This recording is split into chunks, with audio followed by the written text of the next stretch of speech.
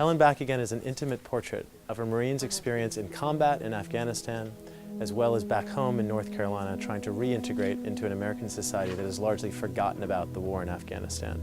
The result is a shockingly truthful portrait. Thank you for joining us for the film, and enjoy the Q&A with Danfung, the director. What I didn't know when I saw the film at the time was that the film was made entirely by a guy who was stationed in Afghanistan nominally for the New York Times. I've been working as a photojournalist since 2006 in both Iraq and Afghanistan as a still photographer. And even though my images were being published very widely, I felt like they weren't having any impact, that society had become completely numb to images of war.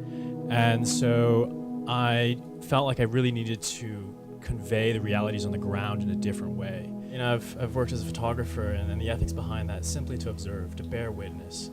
And that hope that by showing an image of something that's so complex and of incredible pain and suffering that you can shake others from indifference, where in a society here that almost no one actually has to think about war, something really far away.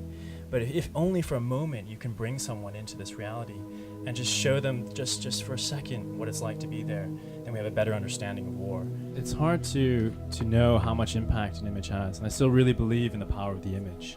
When we think of past wars, there are these iconic images that we'll forever remember and correlate to those. This war isn't even talked about, yet we're at war. There's this representation of war that is really heroic and glorious. And as a young man, when I first went to war at 23, you know, I had that image of war, and for a long time I was making images to match that almost Hollywood version. And then I realized what I had was much more real, and why was I showing this other version when I had this? I mean, I see a future where war is seen as something archaic, human behavior that doesn't exist anymore. This future where we look back at the images and the films of war, and it's something that doesn't exist. So I'm hoping I'm contributing to that future. Just as an observation from my side, to me, this film is sort of an instant classic in the genre of war films, in a way.